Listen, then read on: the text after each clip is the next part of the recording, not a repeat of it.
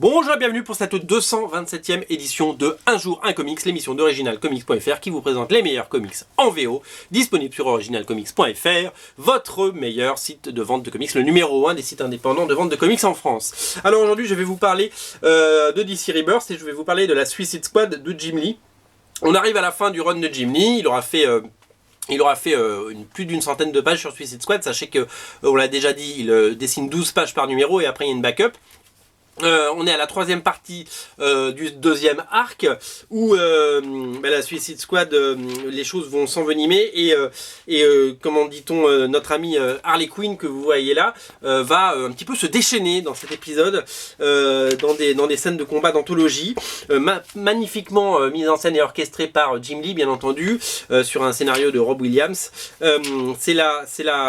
Si vous voulez, c'est la Harley Quinn qu'on aime, c'est la Harley Quinn vraiment folle et déchaînée, à la fois létale et brutale, et qui va en découdre. Et évidemment, bien entendu, des surprises nous attendront tout au long de cet épisode. Voilà, toujours un plaisir de retrouver Jim Lee au dessin.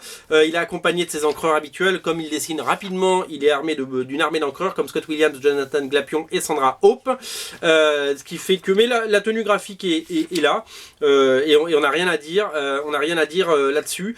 C'est plutôt cohérent graphiquement et c'est vraiment un énorme plaisir.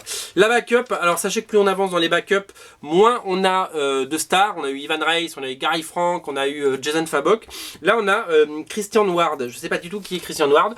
Tout ce que je sais c'est que on est moins haut de gamme dans les noms et dans les stars, mais graphiquement c'est assez parfait et ça va nous parler du personnage de June on va pouvoir en savoir un tout petit peu plus sur ce personnage. Sachez que chaque backup nous présente une histoire d'origine un petit peu pour en savoir plus et connaître mieux les personnages de la Suicide Squad. Voilà. Sachez que deux infos que je voulais vous donner. La première c'est que donc ça arrive à la fin du run de Jim Lee. Sachez que tous les épisodes depuis le Rebirth sont encore disponibles, donc si vous les avez ratés vous pouvez vous prendre les 7 d'un bloc, plus le Rebirth ça fait 8, ça coûte 3 $ pièce, 1 $ égale 1 € sur originalcomics.fr, donc si vous en prenez 7, 3 x 7, 21, pour 21 € vous avez des heures de lecture, donc ça c'est plutôt une bonne nouvelle, donc allez-y, un jour il n'y en aura plus, donc je préfère vous le dire maintenant, prenez-les tant qu'il y en a.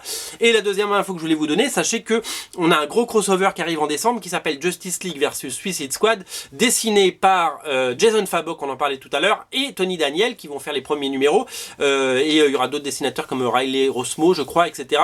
Il y a plusieurs dessinateurs qui vont s'enchaîner. C'est une mini-série en 6 parties.